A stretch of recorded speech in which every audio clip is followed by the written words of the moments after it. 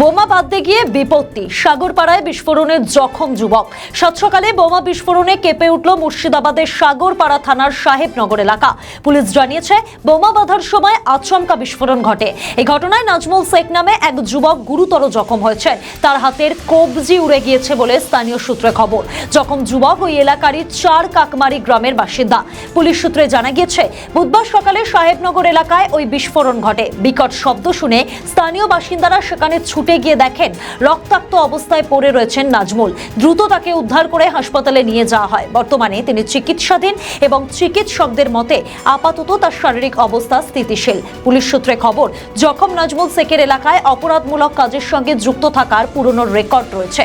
ঠিক কী কারণে এবং কার নির্দেশে সেখানে বিস্ফোরক মজুত করা হয়েছিল তা খতিয়ে দেখছে সাগরপাড়া থানার পুলিশ। এই ঘটনায় নাজমুল বাদে অন্য কেউ হতাহত হননি বলে জানা গিয়েছে। বিস্ফোরণের খবর পেয়ে ঘটনাস্থলে পৌঁছায় পুলিশ। এলাকাটি ঘিরে রাখা হয়েছে। আমি সকালবেলায় টিবলের ওখানে বেরিয়েছিলাম, দিয়ে একটা কালো ক্যারিতে একটা জিনিস, ওই যে জিনিসটা বাস্ট হয়েছে ওটা বাঁধা ছিল। দিয়ে আমার স্বামী ওর সাথে দাঁড়িয়ে ছিল। দিয়ে আমি বলছি, এটার মধ্যে কি আছে দেখো। আমি হাতে কিনলি যাই ওকে দেখেছি। দিয়ে ও বলছে, এক পতি পারলা তুমি, তাই বলে আমার হাত থেকে কিনলি, মানে জোরে নিতে যাই ওর হাতে ওই জিনিসটা বাস্ট হয়ে গেছে। বম ছিল। এখন কি অবস্থায় আছে? এখন দেখতে পাইনি। পুলিশ বলছে বোমা বাঁধার সময় না না, বোমা বাঁধা। এর নামে আগে কোনো কেস ছিল? থানার কেস আছে? হ্যাঁ আছে। থানা কেস আছে।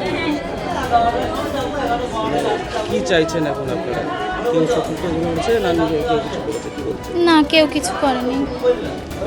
এটা বাইরে পড়েছিল, আমি হাত থেকে নিয়ে এসেছি। আমার হাতে দেখি বলছে, কোথায় পেলা তুমি? তাই বলে আমার হাত থেকে কাঢ়িলি, মানে দড়ি ফেলে দিতে যাচ্ছিল, যে কোথায় পাইছো তুমি? তাই বলি হাতে বাস্ট হয়ে যাবে বলে হয়তো কাঢ়িলিস আমার কাছ থেকে, দিয়ে ওর হাতে বাস্ট হয়ে গেছে।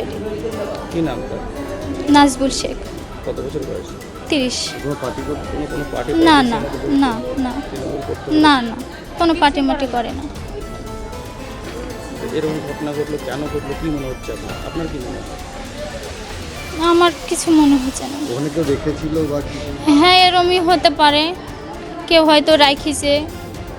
আমি গিয়েছি বলে সকালবেলায় ব্রাশ করবো তাই বলে গিয়েছি। দিয়ে একটা কালো ক্যারিতে বাঁধা আছে জিনিসটা, দিয়ে আমি ওকে নিয়ে এসে দেখেছি, বাইর করে দেখেছি। আমি তো জানিনি যে জিনিসটা কি। দিয়ে আমার হাতে দেখেও আমার হাত থেকে জোরে, মানে জোরে নিতে গেছে। না না, কোনো শত্রু ছিল আপনাদের? আমাদের সবাই শত্রু, সবাই শত্রু। কেন? কোনো পারিবারিক ঝামেলা বা এলাকার ভিতরে ঝামেলা ছিল? হ্যাঁ, ঝামেলা আর হয়তো বন্ধু আত্মীয় স্বজনের সাথে দু কথা হয়তো হয়েছে, সেটাও ও বলতে পারবে। আমি একদিন আমাকে বলেছে যে একজনের সঙ্গে আমার দু কথা হয়ে গেছে।